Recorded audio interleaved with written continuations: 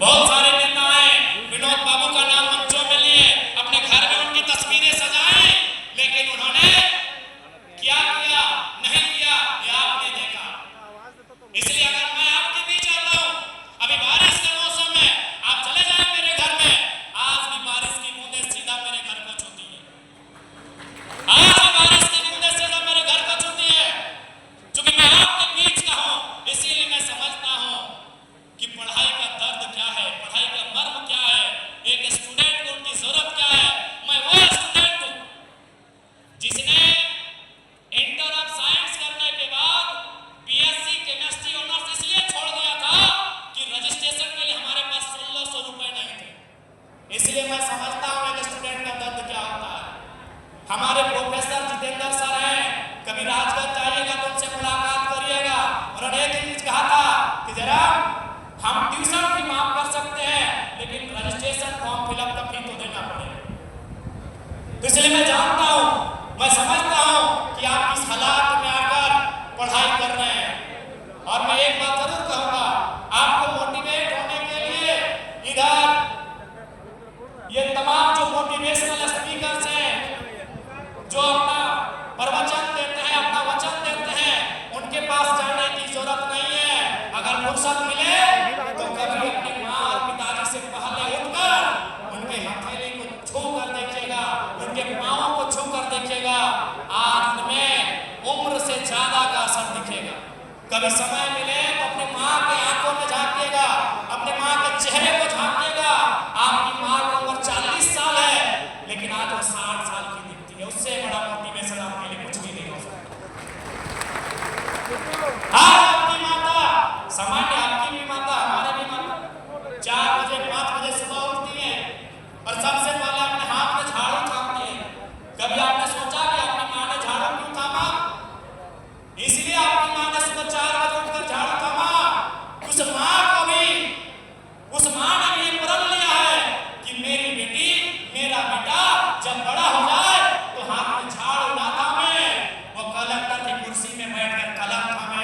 ये आपकी माँ का प्रण है। अब आप पर निर्भर करता है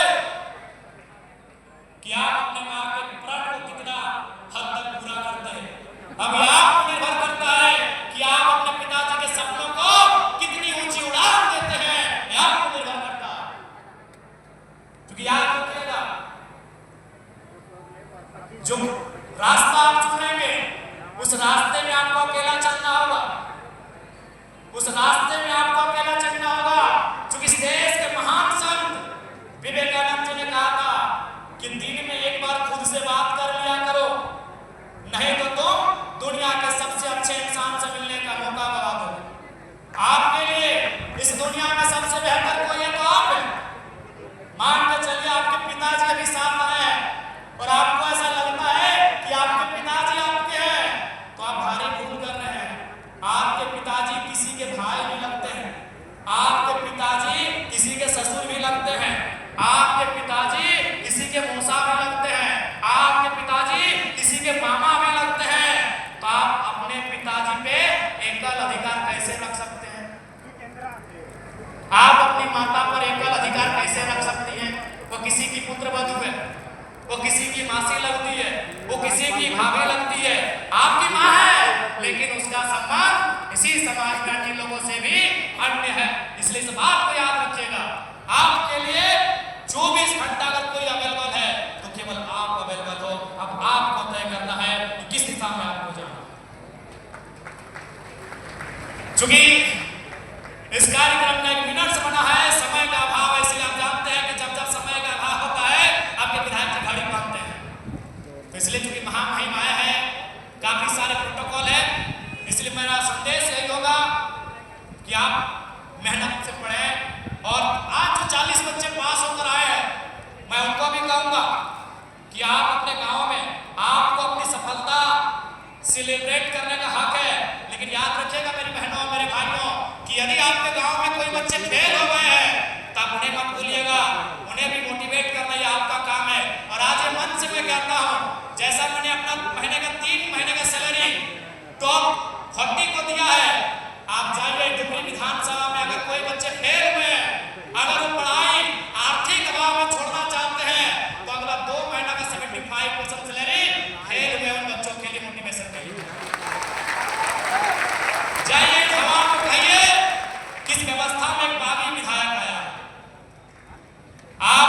निराश ना हो, क्योंकि मैं आपके बीच आता हूँ। समय का अभाव है, अंत में यही कह के मैं अब अपना परिचय थोड़ा सा दे देता हूँ। शायद मेरा परिचय आपको पॉजिटिव कर सके। मेरे पिताजी और मेरे दादाजी का डेथ एक ही साल में हुआ था, जब मेरी उम्र 1.5 साल थी। यानी मेरे पिताजी की मृत्यु और मेरे दादाजी की मृत्यु एक ही साल हुआ था। उससे 1-1.5 साल पहले मेरे एक भाई का मृत्यु हुआ था। उससे 1-1.5 साल पहले मेरी एक बहन का मृत्यु हुआ था। और यकीन मानिए, पूरे 20 साल मेरे परिवार में कोई पुरुष गार्जियन नहीं था। पूरा 20 साल मेरे परिवार में कोई पुरुष गार्जियन नहीं था। मेरी माँ ने हाल को छोड़कर, क्योंकि हमारे समाज में एक महिला हाल नहीं चला सकती है, मेरी माँ ने हाल को छोड़कर सारा वो पुरुषों का काम किया, खेती बाड़ी से लेकर। इसलिए मैं आपसे स्पष्ट कहूंगा, अरे हमसे तो अच्छे माता पिता आपके हैं ना। हमारे तो पिताजी 1.5 साल की उम्र में ही, हमारे दादाजी 1.5 साल की उम्र में ही छोड़ के चले गए थे। और एक उस परिवार से अगर आज आपके बीच में आया हूं, तो हमसे तो बेहतर आप होंगे। पुनः समय का अभाव है, जितने भी छात्र छात्राएं, आप सभी को आपके उज्जवल भविष्य की शुभकामनाएं। और एक विधायक होने के नाते जहां तक हमारी आपकी आवश्यकता पड़ेगी, आपके साथ हम खड़े रहेंगे, हर मोड़ पे आपके साथ रहेंगे।